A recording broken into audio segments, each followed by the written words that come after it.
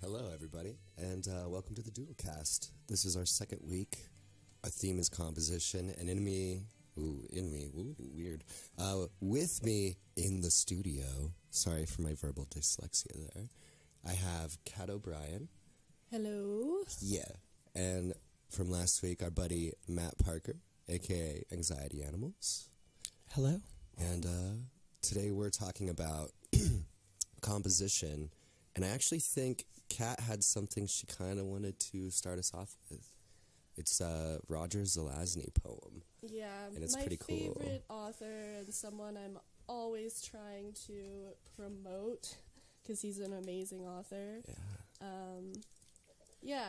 So he's a poet at heart that also wrote a lot of science fiction. So two of my favorite things to read. Anyway, this piece is called Somewhere a Piece of Colored Light. It is such a relative thing that I am loath to explain this brightness as being of the sort once attributed to the breath of a goddess, dozing just over the horizon. However, it is also a shame to talk of ionization and light refraction, even if they do sort of rhyme, when something is pleasant to look at. These terms smack of the magical, of the incomprehensible, while it does seem much more likely that somewhere a billboard-scale princess sleeps within a circle of flame, dreaming Clag-like coronas, breathing plumes of neon mist. This, somewhere beneath an almost but non-quite familiar sky, and that she is waiting to be awakened by the kiss of a handsome and tireless prince, about 20 feet tall, in his handsome and Hollywood armor. Nice thought. So I kind of chose this piece to start this off because even just represented in this room, we all have different styles, when we go about trying to compose a work of anything, and you can kind of go a more scientific way, and with Nick, he does very mathematical drawings, or you can kind of go just more of an imaginative way. I like to draw stuff that leaves a lot of imagination for the people that are viewing it, you're like, what is that? I kind of see this, I kind of see that, and I never have much intention when I'm going into something, what it's going to look like or what it's going to be perceived as. I kind of just go with it. Yeah. And then if you guys can see Matt, I mean, he's got a background in drafting stuff, so you'll see him do penciling and inking. It's not because it is on the fly, but very much so sort of planned. Yeah. Yeah. I really respect people that do a lot of intricate planning and drafting and just make it a really long process that involves the final work being this very meticulous, very obviously thought over piece. There's something really, really beautiful in that. But then there's also something really beautiful in seeing something and being wow, this came from a moment. This was cranked out. You can kind of tell this even I work with kids, and when they're doing art and they mess up or something, to them, it's a mess up because it's not what they intended it to be. I we call it a beautiful oops. I'm it's a beautiful oops. Just incorporate it into what you're doing. It's going to make it different. It's going to make it cool. And for me, those are some of the best parts of pieces of art, is when you can tell that was unintentional, but it's really, really cool at the same time. Yeah. Those happy accidents, Exactly. Wabi Sabi, it's a philosophy that I really, really enjoy, It's explain. I mean, I know about Wabi Sabi, but for those who don't. Fix the mistake. But it's not you have the intention to fix the mistake. You appreciate the mistake, and you make something out of it. It's very much reclaiming from an accident, Yeah. It's the whole idea of it. And that's such a good life lesson, too. Yeah. Because, life is chaotic and constantly, shit happens, and, the struggle is real. But, like how you deal with those things, and if you choose like to just incorporate them in like the beauty that is being, instead of like, you know, crumpling it up and throwing it away and starting again. It really shows like what kind of person you are. Yeah. And like for me, I used to struggle a lot with like perfectionism and like needing things to be exactly how I imagined them to be. But then it got to a point where like that was so trying that I like had to make a change. I was like, I'm just expecting too much of myself. Yeah. And then like I saw that the stuff that I would do just became better to me and like also more authentic because it incorporated those accidents. Definitely. Well, it's kind of funny because it leads into the question I was going to ask you guys. Cool. But, because we were just talking about this, but I'm actually going to start with Matt this time. Yeah. So, like, when you go to put something together, how do you really, because you can see how you approach it. Right. But how do you intellectualize that, you know? I know that's another very open-ended question. Right. So, what I'm drawing today is a celibate celebrity celery. So 5 times 5. yeah, I'm not gonna try. So the whole thing with it is, I don't really like know where I'm going. A lot of times I just draw from the imagination, but as I'm drawing, I try to organize it in a very methodical way. I made a happy mistake, like Kat was talking about earlier. I made my celery start too high at the top of the page. I'm going to have to remedy that. But it's one of those things that as I keep drawing, I kind of think of different ways I can organize and fill those positive and negative spaces so that it kind of has balance. So I start with an idea, and I usually draw that in the center, and then as the idea unfolds, I create more balance as it goes with different things filling in the space. Definitely, That's man. so cool. That's like beautiful. You know, like if we were talking about something else other than art, that would still be like a really beautiful statement about just like life, you know? Right, yeah. My life isn't that beautiful.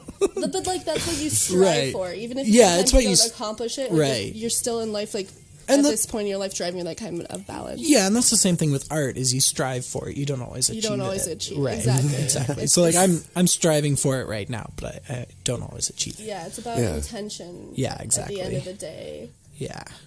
But it's so interesting that, like, you know, when your work gets put in a gallery or something, or you're showing it to people publicly in any way, like, that intention isn't what the people see, though. Like, Yeah. like sometimes if you create something that's, like, really powerfully motivated by, like, a certain emotion, of course, like, people will be able to sort of feel that and see that in the work, but, like, often your intention is totally kind of disregarded and replaced with like the viewers. Well, and it's also how it perception. flows with the other art in the room. Like, Yeah, that's you're not the only artist in the room, you know? Unless it is, like, your show.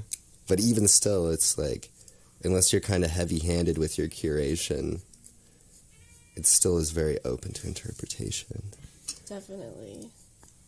But, yeah, Kat, I'm going to ask you the same question about your approach. I know you just kind of talked about it, so it might be a little redundant, but, Yeah. so yeah, I'll let you explain. Everything I do with my art at this point, I hesitate to call it art often because it's more like cathartic and just like doodling and like something I do as an exercise and like futility most of the time.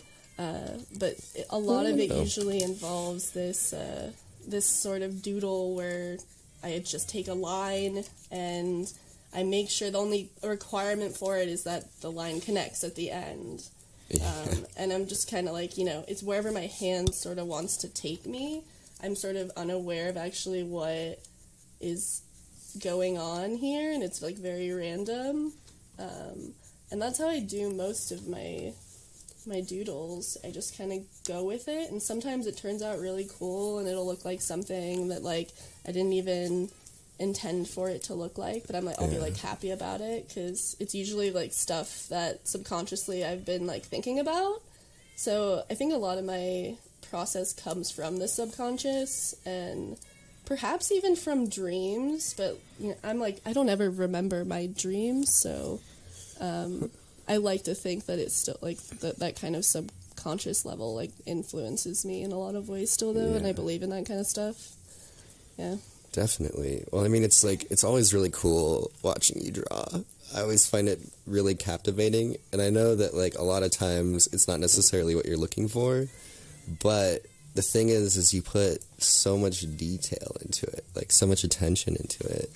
Yeah, sometimes I take like hours and Yeah, hours just to like getting fill lost. like a giant page with like this kind of a And then thing. when you know it's one line, it just becomes so much more magic. Yeah, when people realize it's one line and that it all connects at the end, they're just like, what? Like, Yeah. yeah, it's kind of like a crazy, never-ending maze. Most people think that they are mazes, which is a cool way of interpreting it. It could be a maze if it really had a beginning or an end, but that's kind of the point of it, is that it doesn't. Well, and it's like if you try to find that in the negative space in those, you will go crazy. You know? Yeah, like, and that's why I think it's way more fun for people to watch me doodle than to actually see the finished product. Yeah. Because the finished product can be very disorienting, but then when you see me go through the process of it, you're like, oh, that's really like, Yeah. it makes sense in a way. Like, I remember when we'd get stoned at your art studio, and like Matt would just be like, Watching you. Yeah, could not do anything else. What's it called? The line train. I'm on the line train, riding the line train. Sounded like a cokehead or something. Yeah. Oh my god, totally. We were just smoking weed, you guys. It's, you know. Yeah, we don't do that other stuff. But yeah, I remember that was one of your favorite things to do when you'd get stoned, is just watch me. I mean, doodle. it's mesmerizing watching you create these lines. It's like one of those things I could get, like, I can't look over there right now, otherwise I'll just get sucked in. Yeah, right. It's like, don't, just look away, look away. Don't worry, Matt. It's a hole. And like, no, that's how it is for me too. Like, once I start something like this, I like have to finish it. It's like this crazy compulsion I get. Like, I can't like have a line unfinished, or, you know, it always has to come back to where it came from. Yeah. And I mean, I kind of do a similar thing, but I disassociate shapes by numbers. So, like, and I usually only do it when I'm trying to find new patterns to play with, is kind of how I approach it. And so I'll start with, I've been finding that I really like starting with like radial patterns, triangles that come out of circles. So like you can look at this, I start with like 3, you know, I go off the curve and I make 3, but it's not like it's perfect, you know, it's, you can see all my shakes and my lines and little imperfections, but then after that I go 6, or actually, yeah, because that's on the next layer, and then after that I do, that's 9. So I'm just going up in factors of 3. Mm-hmm.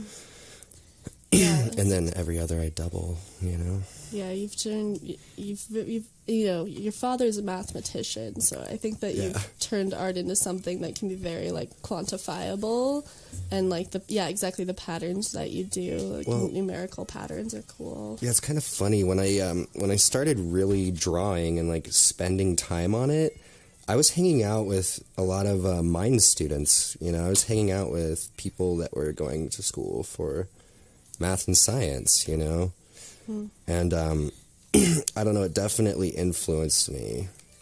Like, yeah, it's kind of funny. My buddy Joel would like find correlations between like particle movements and the way I draw lines and like weird stuff like that that I wasn't really thinking about, but then when I did, I was like, oh, that's pretty interesting.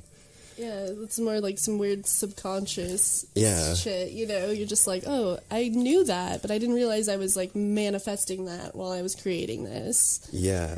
Like, yeah.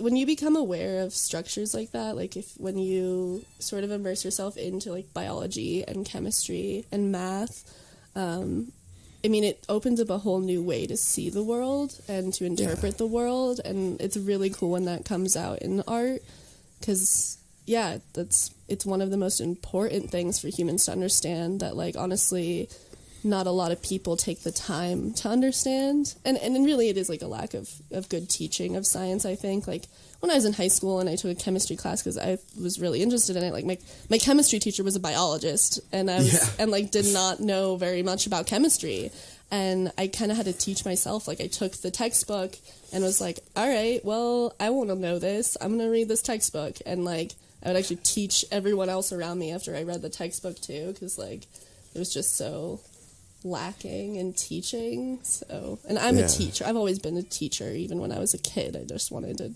teach people things, which is ridiculous when you're like 6 years old and like saying something like pretty profound and people are looking at you like, what? Where did you come from?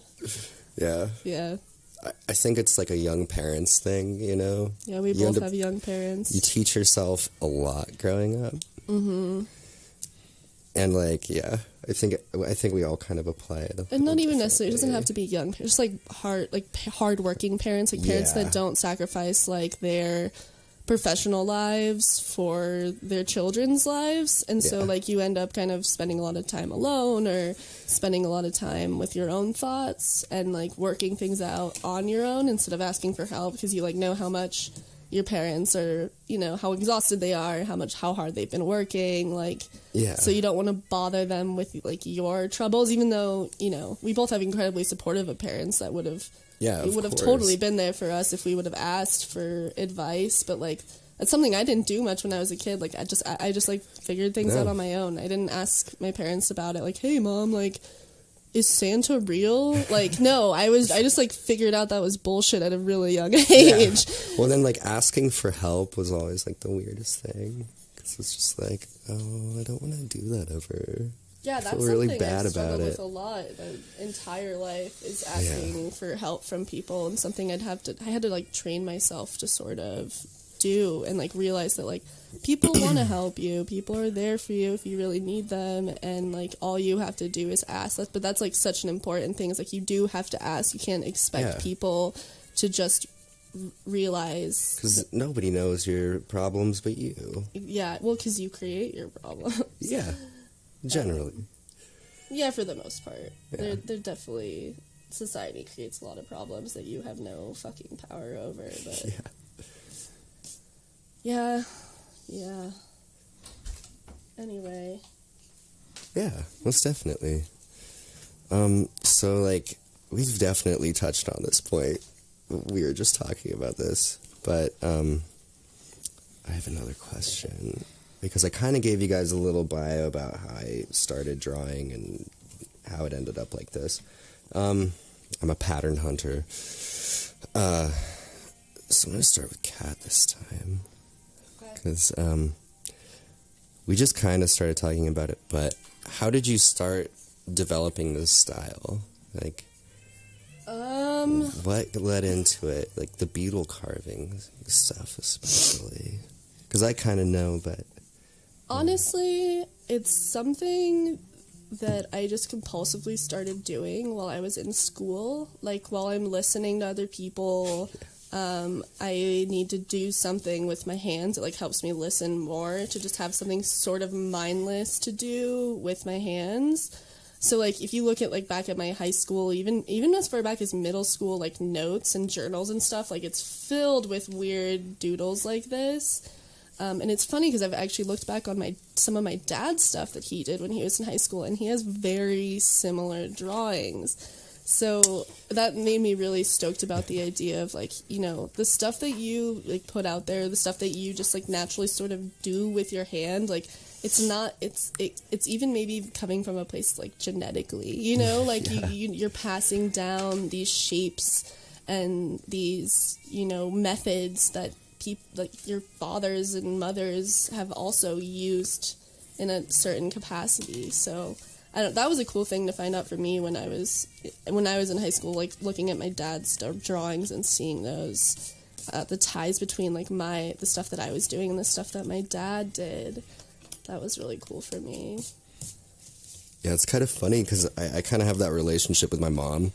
Like, if you look at, she's kind of the same way. If you look at, like, any of her notes on, like, anything, even if it's, like, phone calls with corporations to fix problems or whatever. You know, that goes. You call it a weird line. Like, you look at her notes, and she does have, like, eerily similar doodles to my doodles. Although she does more swirly things a lot. But it's kind of funny. Yeah. But, I mean, it's like you grew up looking at that subconsciously or consciously, you know? Yeah, totally. Yeah, it's definitely funny. And, yeah, Matt.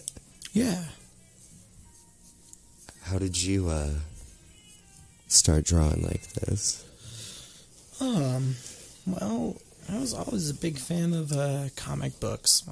Not like comic books, like I am a big fan of like Marvel and DC and stuff like that, but not comic books like that, but like comic strips. And I would buy the books. I mean, it started when I was like younger, reading Calvin and Hobbes, and as I got older, reading other things like Pearls Before Swine. I was kind of dorky in high school. I had like always have like an comic anthology in my backpack, and I'd read that during class, and I think that kind of like formed my thing of like starting to make cartoons, and I would just sit there and draw cartoons in class. That was basically what I did all day. Yeah. Didn't really focus on school. It's so funny for the both of us. It comes from kind of a place of like boredom in a way. Like you have more capacity than you're being taught. So I wouldn't necessarily say that. Okay. About school for me, I was bored, but it was more that school was just kind of a rough place in general, and it kind of provided an outlet for me. I didn't really necessarily enjoy school, and like if I didn't have to pay attention, then it kind of made it more bearable to be there. I don't know. It was interesting. I don't really know what I'm talking about, but Yeah. no, I think It's I think a cool. lot of people had that experience in Right. like high school, because Yeah. it is like, it's like, what are we being taught? How is this really going to apply to my life? Like, you start questioning stuff like that. yeah, and And then if they you're tell you that it's important, but in general, it doesn't. I haven't used algebra, I think, any time in my adult life. Yeah, Maybe geometry occasionally, but nothing. yeah, totally. But I also don't. I'm not an engineer or whatever. I don't know. It's like, why would I? I mean, it's good to stay sharp, though. It is good to stay sharp. I will say that, like, there is benefit to having knowledge. I just think that maybe focusing more on what people are, like, going to go down as their life path and teaching that. Yeah.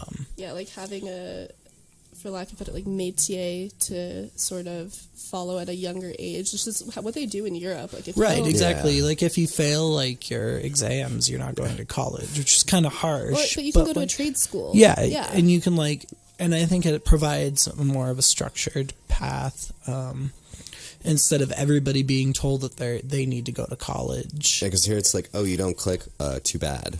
Thanks yeah, for like, the 20 You're grand. gonna go to college. Like, that's like something they kind of force Right, on you. like It's- college prep is something that they start in elementary. Not necessarily preparing for college, but indoctrinating people Well, about going to And here's college. the other thing is what's even Definitely, crazy is we actually don't send a very large chunk of our population to college. Right. That's like what's super crazy about that. Like if it was, you know, there's so many people that can't go to college just because of cost.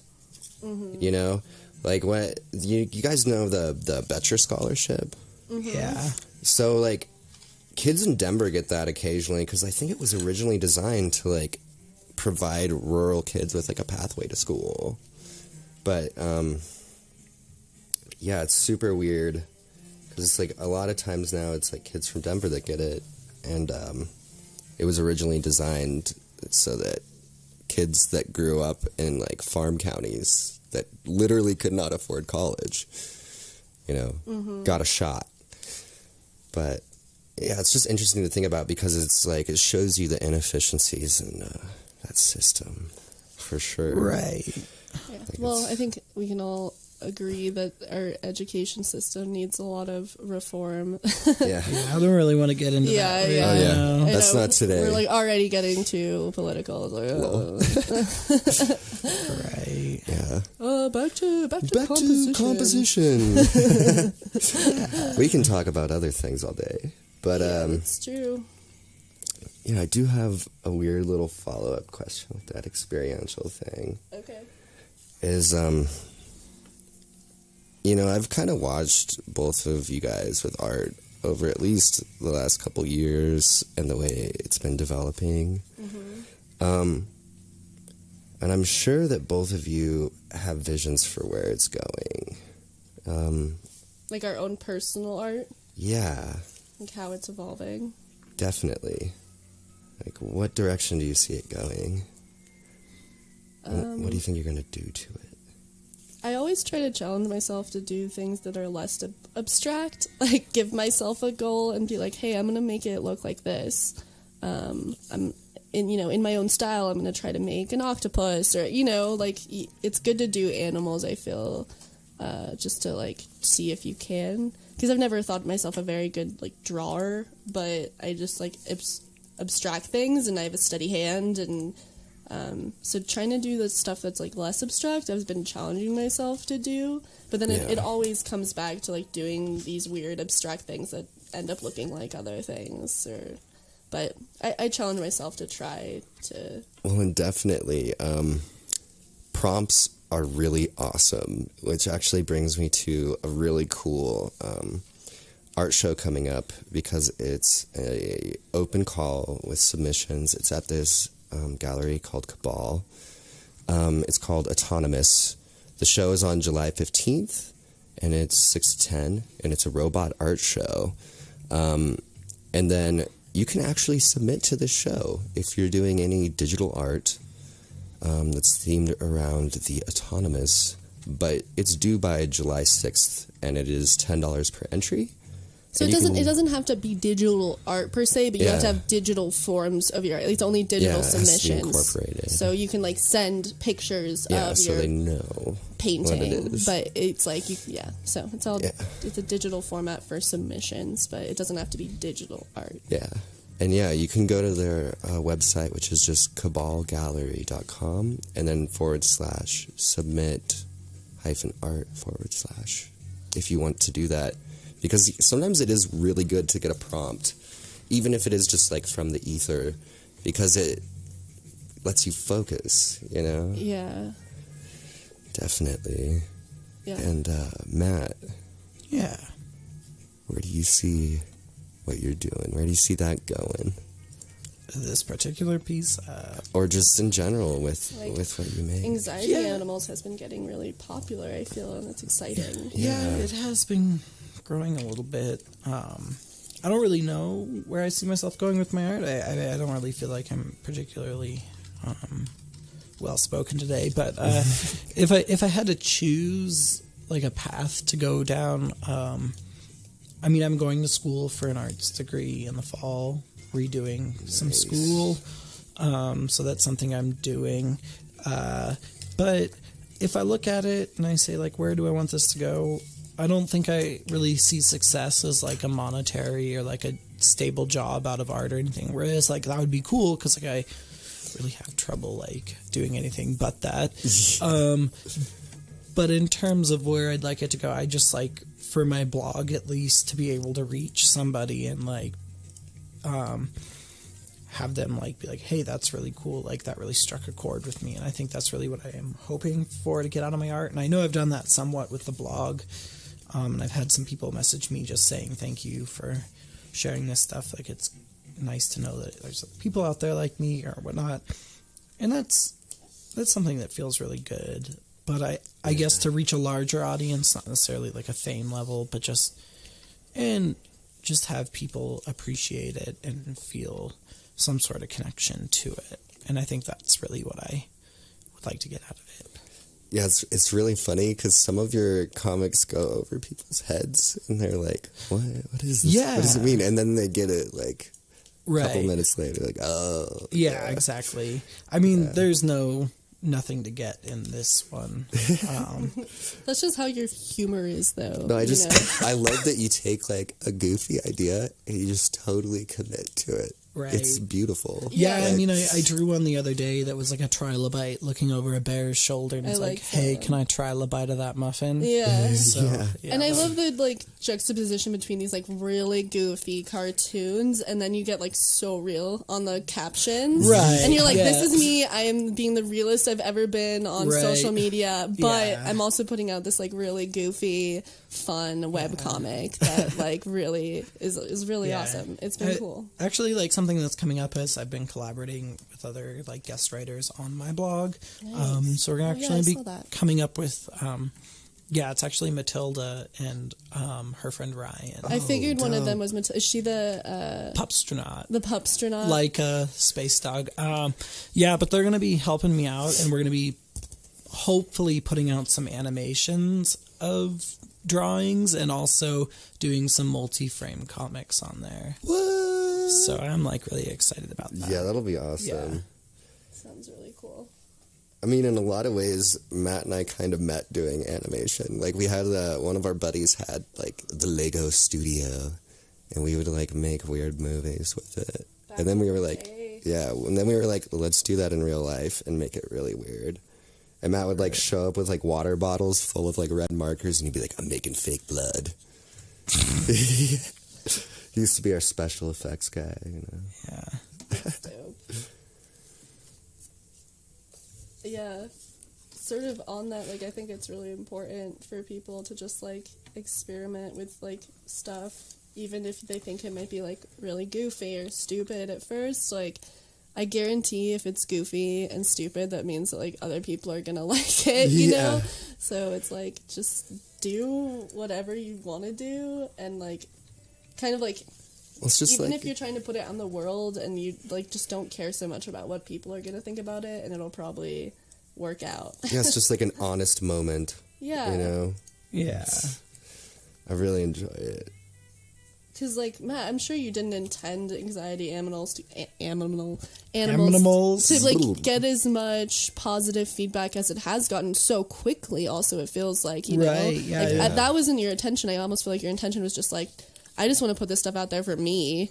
Yeah, that was like my intention, was just to have a public private space that I could just bitch about things. Yeah, and, like it's do totally for doodles. you.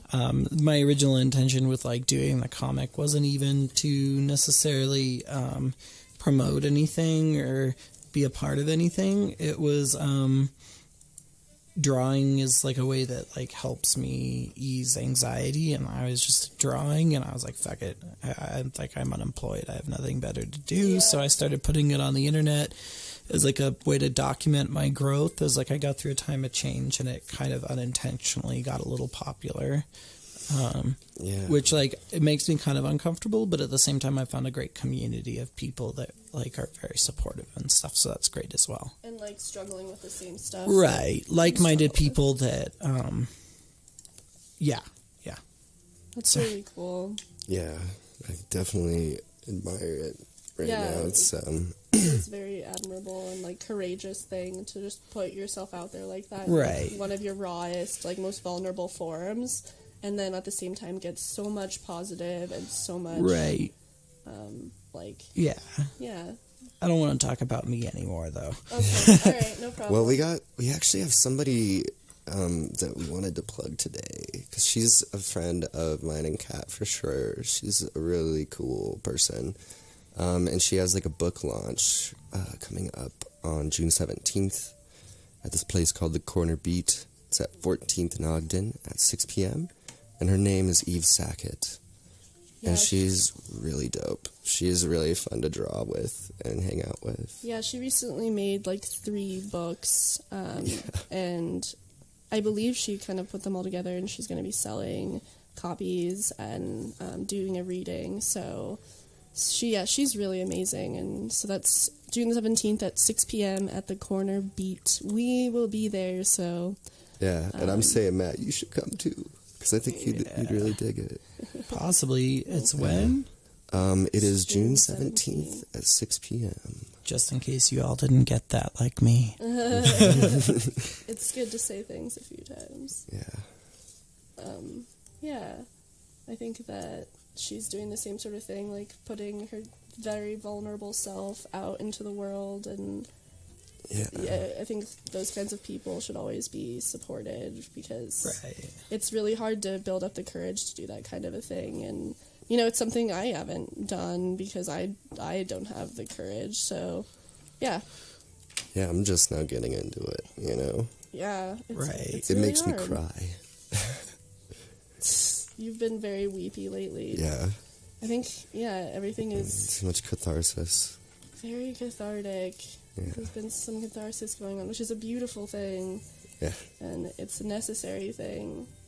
And, like, if you haven't cried in a while, like, let yourself cry. Like, I encourage you to, like, you know, watch that movie that always makes you tear up, or listen to that song that really hits you, you know, because that can be, like, a really great trigger to, like, release a lot of pent-up emotion that you might not even realize that you have. Because we live in crazy times, and I think that not a lot of people realize how connected we as a human race are, and how much trauma there is going on in the world right now, and how much you're personally feeling that, even though you might not realize it. And it's good to release. Yeah. Yeah. And then there is one other show that we wanted to tell everybody about. Oh yeah, it's actually tonight. Yeah. So those of you watching, listening live, Yes. if you're not doing anything tonight, at 2520 Larimer Street from 5 to 10 p.m. is a show called An Exploration Through Complex Beauty. I heard about it through Facebook. My friend Maymay and her sister Jaffe. I believe Jaffe is like doing a lot of planning, and it's definitely a multimedia art show. There's going to be performance art and visual art and all sorts of really cool stuff. And our great friend Christina Pitaluga will be there. She's part of the Black Actors Guild, and is just an amazing writer and actor and comedian. So, yeah, if you're not doing anything tonight, go check that out. 5 to 10, 2520 Larimer Street. It should be really cool. I'm going to try to make it tonight. We'll see. Me too. It's yeah. But, yeah, it's something I've been pushing myself to do, trying to expose myself more to the art scene and people that are doing art and people that are putting their art into the world. I think art is just such an important any kind of art is such an important thing right now, and such an important form of resistance. Yeah, so try to support the people around you that you know who are participating in resistance. Well, and it's like, if you make art, don't just put your art on the internet. You know, like, go out in real life and hang out around art. Like, it'll change the way you do everything, you know? Mm-hmm. And I really believe that's what the world needs. I think we need to, like, kind of pull back and reclaim our, like, space in real life. So, which is funny, because that's really part of what I'm trying to do here. As opposed to, like, virtual life? Yeah. Okay. You know, it's, I think as artists, it would be really cool if we all came together, you know, and, like, we're able to do that. It's a hard thing. But, yeah. But it is something that's necessary. I really think so. Like, because I don't think that we need really political change, or, as weird as that sounds, I think really the change that we need as a people is cultural. You know, I think that's where we kind of need to start from. But that's just my opinion, so. Yeah, I think people need to realize that the American culture isn't what it's perceived to be. It's very toxic. And, very, very toxic and destructive. Very subversive and violent. And isolating. Yeah. It's just like, it's like a textbook abusive relationship. Well, they don't want, because the the man doesn't want us to come together, bruh. But I don't even think it's like that. I think it's just conditioning, you know? Well, it is conditioning based on the fact that, when large groups of people who want change come together, they're shut down. They're, I mean, Standing Rock was a perfect example of that, but I guess that's for another day. But shout out to all the Standing Rock people and you beautiful people that are really fighting for what is right every single day. It's amazing. Yeah.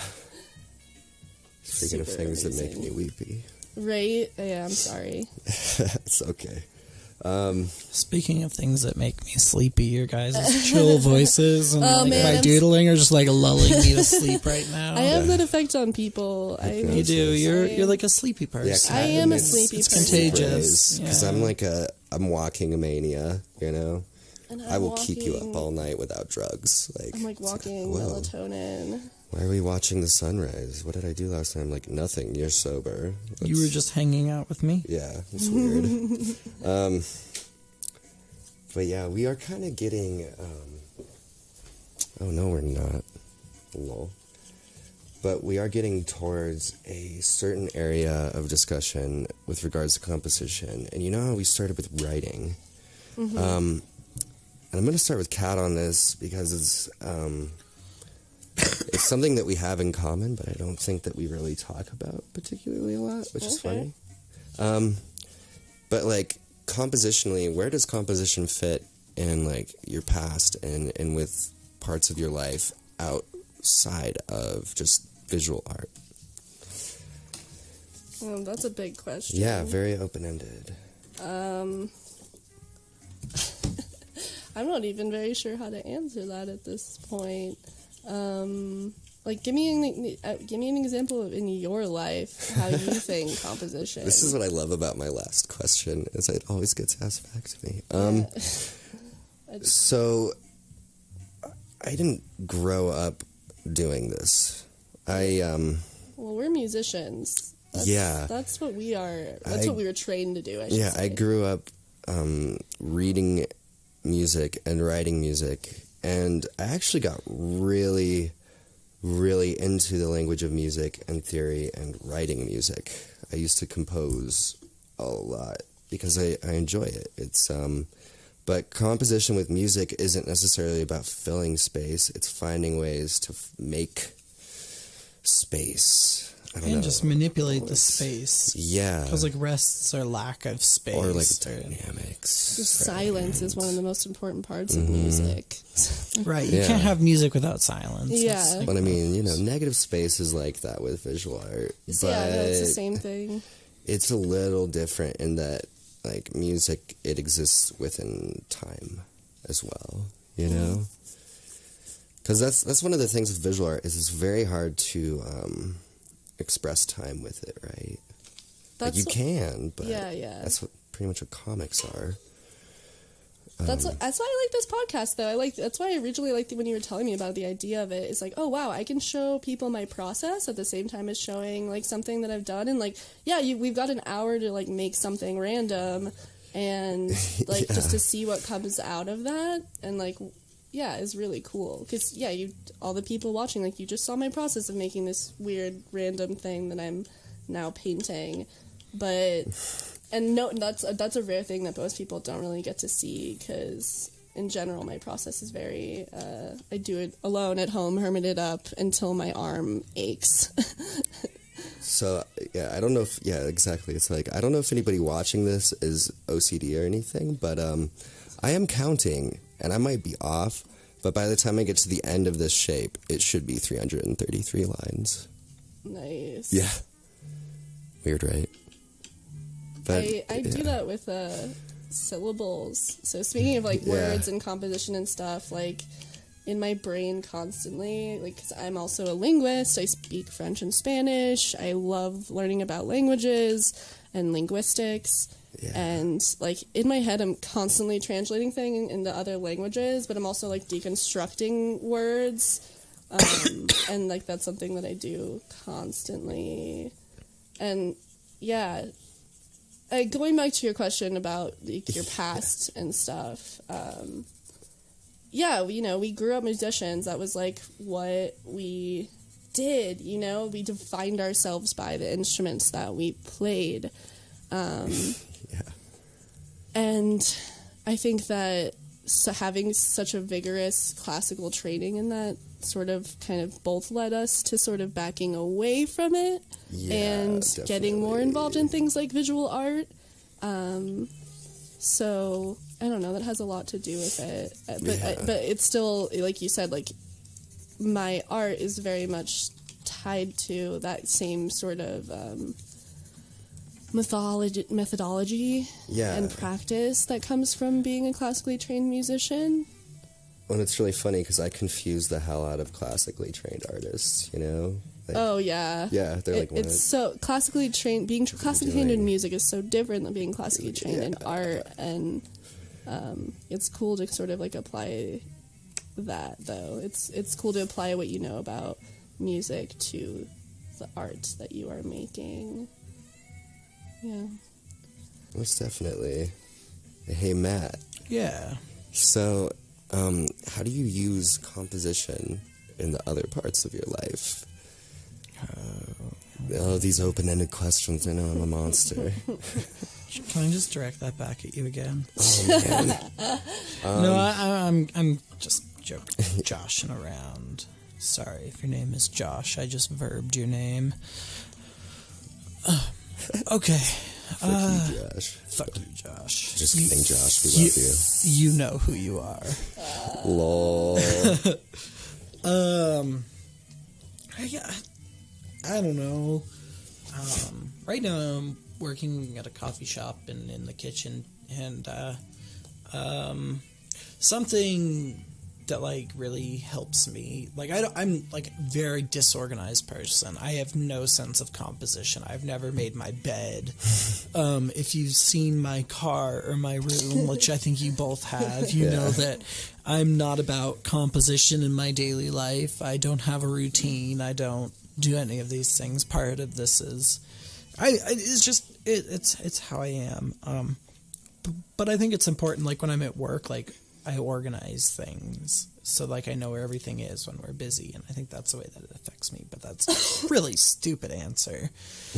There are no stupid answers. Just stupid people. Welcome to liberal arts school. There are no stupid answers. And it's like you're in class and you're like, yes, they're fucking. And then there's that there's that one.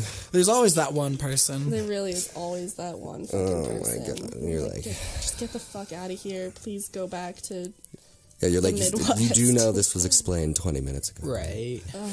Yeah. Yeah, I'm not sure I really want to answer that. I don't think I could be like a college professor. Oh my god, no. I like teaching little kids right now. That's what I do. I'm a TA for a first grade class because like you're teaching them very simple like remedial stuff, which I'm pretty good at, like the simple stuff. But when it gets to like the complex stuff, I just like tend to back out. It's like, I can show you, but I'm not telling you. You know? Yeah, because most things I believe people just need to do on their own or realize on their own, or come to.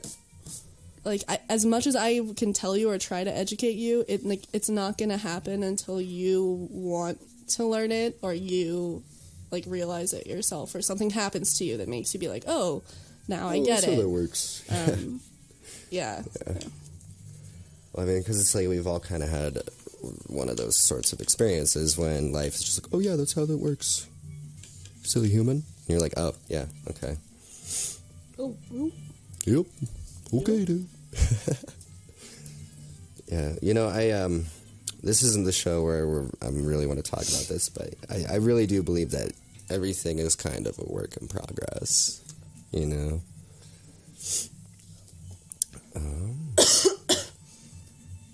Yeah, everything's always changing, so you can't really get to a point and be like, oh, it's done, you know? If you're doing that, you're probably missing out on some fun stuff. Yeah, I mean, you can get to a point where you're like, I don't want to do anymore. I'm going to say that it's done, but yeah. But you know. I love people that, like, will paint something and then, like, leave it for a while and then just, like, paint over it. Like, that's a cool thing about painting. Is, like, you can be constantly changing. Well, and the cool thing is mistakes aren't permanent. Yeah. As opposed to drawing in pen. Yeah, where it's like you're just like left with what you have. I mean, like oil painting in general or acrylics. I mean, watercolors, the mistakes are more permanent. Permanent, yeah, definitely. Or you can just go my route and just like not care anymore. Yeah. So, like, yeah, at this point, I think this could be, like, some sort of, okay, I'm seeing kind of a spaceship right here a little bit, and, like, you know, everything I do ends up turning into something that is space-related, or, like, dimensionality, like, yeah. Yeah. So, I have got another question It's for like a both of you nebula. guys before we kind of start wrapping stuff up. Mm-hmm. Hey, Matt. Who's your favorite artist visually or, like, influence? And you can give me a couple if you need to. I don't really know. Oh, damn. I make art. I don't look at art. What? I don't know. Sorry. Gotta look at art, man. Oh. Yeah, I don't know. I don't It's know. hard to Like, I say, don't, though. like, go to galleries. I'm not part of the local community. I don't... But, like, what about comics? Like Comics. I know we kind of talked about this earlier, but Right. are there any comic writers out there that Yeah, like, so the right guy... now you're like, ooh. Yeah, the guy that writes Pearls Before Swine. Yeah. When I was in high school, I sent him an email because I was, like, a huge fan of it. He responded to me. Oh, that's super cool. Yeah, I really like his comic, though. It's amazing. Yeah. And then just, like, a different series of, like, web comics, like Hyperbole and a Half is really where I got, like, a lot of my inspiration from to, like, continue my web comic. I don't know, but he wrote me back on the email and just said to, like, continue doing it, which I didn't for a while, and now I am, so, like, I guess that's kind of cool, I guess, but I think, like, one of the things that, like, a lot of artists will tell you is, like, just fucking do it. Do the art, and, like, make your own way, and shit'll happen, which is cool, I guess, yeah. But in terms of, like, classical artists or people in the Denver scene, I'm not, like, I thought that was more of, like, where the question was headed. And, like, it could be. You're, like, you two are, like, some of the me. only people that, I'm not, like... Yeah. And like, I'm more of a homebody than anything, or like I like to stay at home and not go places or just stay at a coffee shop. So one person I do really appreciate, I follow him on Instagram, and you know him pretty well, and I think you know him, but Thomas Scharfenberg, I really love his sky diamonds that he does. Those things are amazing. Legitimately, I love looking at them. He's just one of my favorite people in general. Yeah, I don't really know him, but I love his art. He's always just been like a very kind, guiding influence, and totally without meaning to be since I've known him. Like, Right. And then his art is just amazing at the same time. Like, It's funny realizing when, like, me and Tom are, like, very similar type people, and when we first met, like, I had an instant connection to just be like, we recognize each other's humanity and recognize that it's in each other. And even our art, we have similar processes. yeah, you guys both do the beetle carvings when you doodle. Yeah. And then you guys both do like this these triangles that go inside of each other. Mm-hmm. It's a lot of just, like, trippy. shapes and how these shapes can fit in other shapes. And Honestly, like, that's one of, like, the basic fundamentals of art is, like, knowing how to manipulate shapes. I mean, if you can't do that, then it's like, I don't know. I mean, like, just, like, being able to, like, I think that's what's really cool about Thomas's art is, like, he kind of takes, like, the world and he turns it into a shape. yeah. Which is cool because he, like, plays with those shapes that are already there by, like, refracting the image, which is pretty cool. And, like, that's something that you're not really aware of is, like, these repeating patterns that you see all the time. But suddenly when you reorganize it in a different way, then it starts to look really cool, I guess. Yeah. Well, if anyone wants to come play with shapes with us, this summer you can catch us at Meet in the Street every weekend, every Friday and Saturday from July 8th to August 26th. We will be on 16th and Champa, which is the Botanic Gardens block. Hashtag WeAreDenver. We're out there, Meet in the Street, 16th Street Mall. We're always open to meeting new people and artists and having people get involved with what we're doing. Stay tuned, and Ryan Fu will be giving away a Botanic Gardens free pass. So keep listening to our podcast. Hashtag WeAreDenver. We've got some cool stuff coming this summer, and excited to share it with you. Yeah, and just to, like, wrap out on a good note, we got that plug. I think that's really our only plug. Matt's at Anxiety Animals. Can I just make one thing? Yeah. I'm going to have the full colorized version of this picture on my yeah. blog if anybody wants to see it. Sweet. Yeah. Most definitely. Probably post it tomorrow. And so I wanted to start this tradition of asking back a guest host, but I think I have somebody coming in next week. But if need be, if you guys are available, I might hit you up, just so you know. But the other thing I was going to say is, as we wrap this up, I guess really have a good day and keep putting things together. And keep looking. Also, it is a shame to talk of ionization and light refraction when something is pleasant to look at. Yeah, exactly. So we'll end on that note, and everybody have a groovy day. See you later. Thanks. Much love and be well. Oh, shout out the Ghost House real quick, would you? And yeah, Samson is telling us, of course, we are shouting out the Ghost House. That is where we're recording. That is the Twitch feed we are on. Ghost House Denver. Rich is the guy engineering for us today. He is awesome. He's great. We love hanging out with him and his dog. And yeah, that's all we got for you guys today. Have an awesome Sunday. And once again, be well. This is the DoodleCast. DoodleCast! DoodleCast!